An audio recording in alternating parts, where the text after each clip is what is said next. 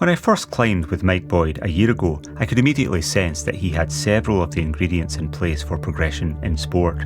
A process-focused, problem-solving approach.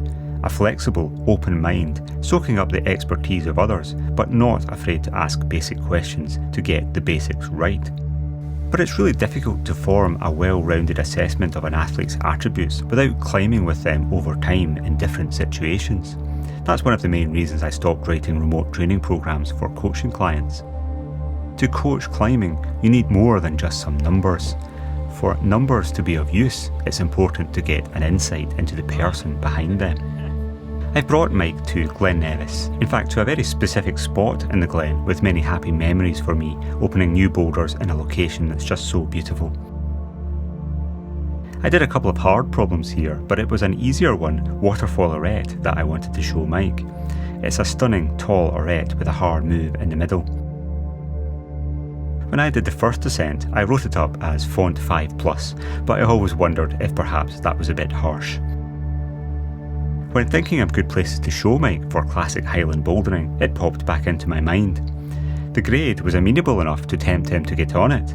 But if it did indeed turn out to be harshly graded and resisted an easy ascent, it might close the curiosity loop that had remained from our previous day out climbing. Would he enjoy it even if it didn't result in a top out? The size of it! Incredible, lovely, looking at the rock and in a lovely place. Look how big it is! It's massive! It's absolutely massive! Hold broken actually. Yeah. Up that flake, the highest hold in the flake. I'll go up to the top and just down climb a wee bit from the top. Yeah. Clean it and chalk it. Just clean, yeah. The key thing I look for in any climber is the fire that makes you want to stay at the crag and climb more and more until it's dark, raining, or you're utterly exhausted. It's not necessarily desirable to always do this, but the tendency is something I look for as a mark of potential, because it's a good sign the climber likes discomfort.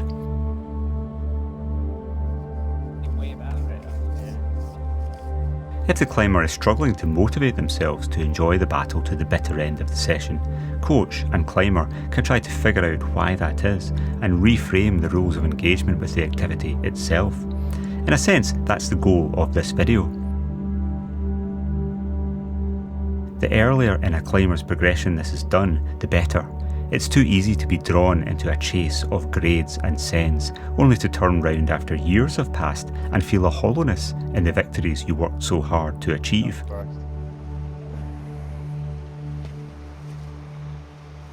Well done, good. Really high foot now on that quartz, that's it. Yep. And some sort of gassed on, it might be just below that, just down one. So that's the one you want with your other hand. Good start, man, that was good. Yeah. Yeah, well done. Can you get a really high foot now? Oh, that's terrible. That's unusably bad, I think. Unusably bad? Yeah. Really?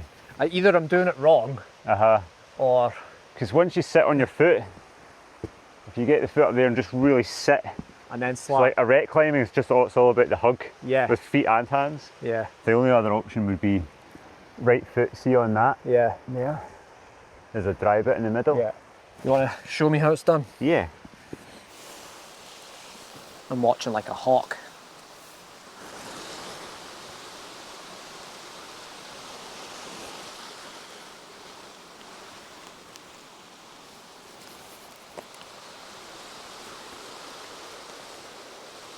Actually a little bit dirty here.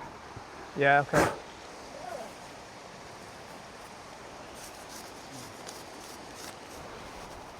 Oh, that's moving. Oh no. The crucial foothold you called it. Yeah. Is it moving too bad to use? Yeah. Yeah, it needs to be cleaning that groove. What do you think the bait is? Because you went straight up with I hung that left. sloper, yeah. Yeah. What do you think? I think it is a little bit harder with the brake. Yeah. I think it's not 5+. No. A hold's broke. Is that a big problem? I think it's a big problem. Because it was the crux anyway. Yeah. It's a lot harder than it was. I reckon it's getting a formal upgrade to 6B, maybe? Go on, give it a plus, 6B+. Dave. Give it a good grade. Mike, what's the grade? It's 6B plus, he said it. It's put it on UKC now. Excellent. I think I'm I'm gonna try some in here. Yep.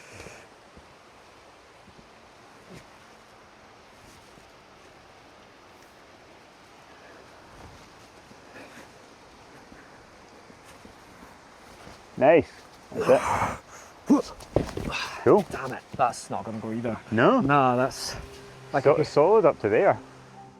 I made some technical observations about Mike's climbing as we worked the crux.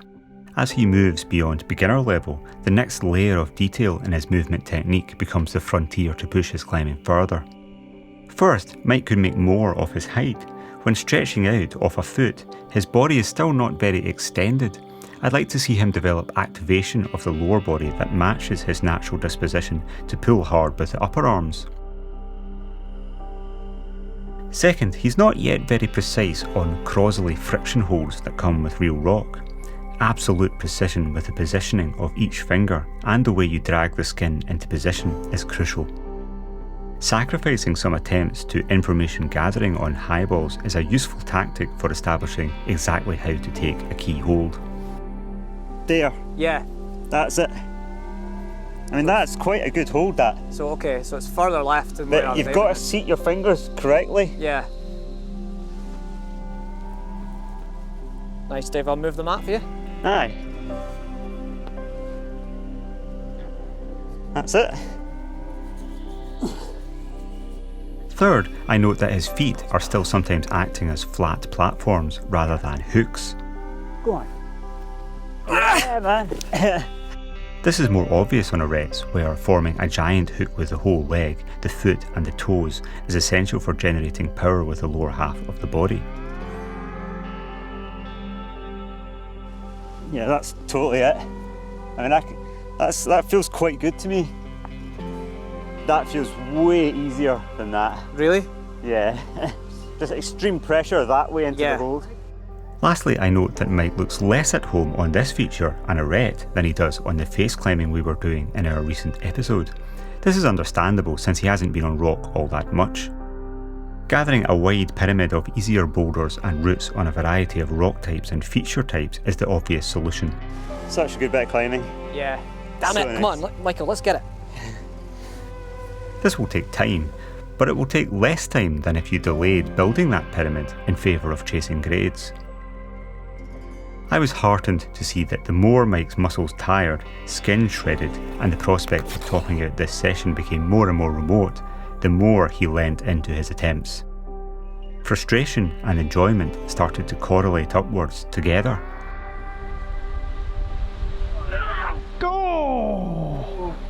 This is the fire that drives progress. This attitude is not something that's easy to learn from a textbook. It can't be faked or hacked or tried for 30 days.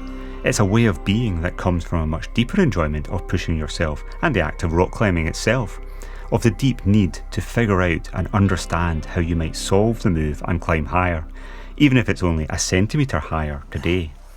Come on.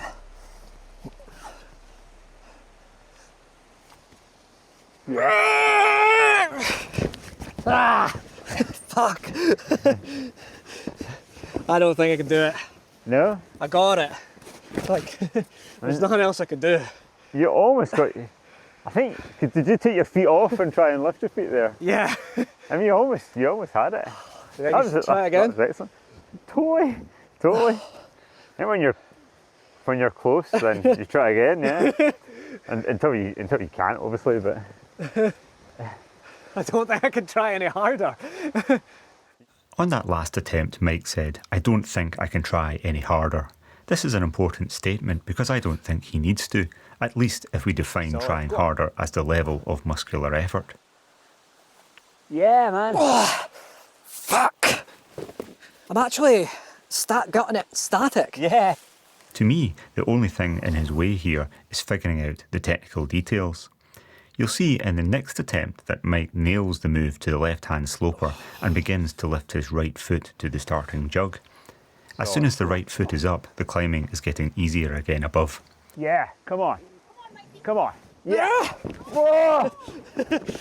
Oh. Almost had the foot there. That was such a good attempt. Yeah. Okay, I think I got it that time. That's the Yeah. first time I feel like I've got the hold. Right, yeah. So did it feel better? Yes. Yeah, good, good. This was why I wanted to show Mike this climb. For me, the rock, the sequence, this beautiful location, and the adventure of projecting are all wrapped up together. The whole is more than the sum of its parts. This is not just a V4. James stops filming us to have a go, making for an interesting comparison.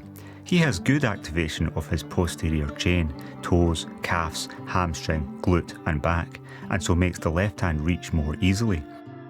But I suspect he doesn't quite push down enough with the right arm to assist with lifting the right foot. I would totally understand if you watch this and think, well, that's easy for you to say, Dave, you're just much stronger than these climbers. Yes, I have much stronger fingers, but I don't feel I need to use much of that on this climb because the holds are not that small. Watch my right hand on the side pull jug. At the exact moment I lift my right foot, you can see me forcefully push down with the right hand. I didn't need much strength for this move, just to use it at the right moment.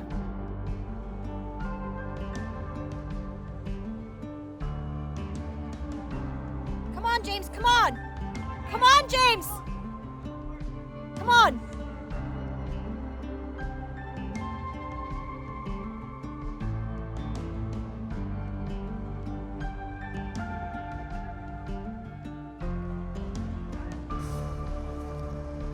I just got no strength. Nope. Totally fucked. Done. Yeah. I think I made quite good progress, but I think it'd probably be pretty hard to see on camera because I'm just going for the same thing every time. I know that's But I'm right. actually changing Yeah, slightly Yeah, where I'm aiming and what thumb, where I'm engaging, and yeah. so I'm doing something different. It might not look But, like it. you know, people like watching you climbing will be used to seeing people making micro progress on much Yeah. harder grades Yeah. from pro climbers. I mean, that's just like totally normal. I mean, I did a V14 just on the boulder Yeah. around the corner there. Yeah. So I probably had 20 sessions where I was like, I just can't climb this. No way I can even climb Yeah, this. yeah. No hope. I just can't see how to make those holds in the roof work. And then, you know, I figured out, oh, actually there's a really bad knee bar, and that Yeah. completely changes it. But even then, it was like layer upon layer of like, you get one little move that works, but then that gets you in a position where it makes this sequence not work. So you have to refigure out the whole next bit, Yeah. and you just go through this process. And the whole time you're like, am I going to do it? I just don't know. But Yeah. I must admit, I don't care. You enjoy that process. I don't care, yeah, because I'm here to figure stuff out. And as soon as I actually send it, it's over.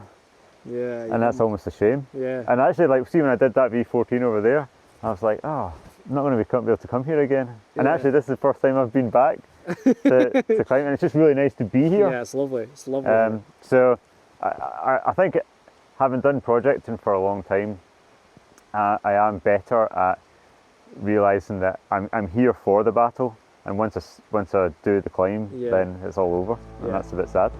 Yeah. It didn't matter that Mike didn't top out today. Unfinished business today will make the return visit that much more exciting and rewarding.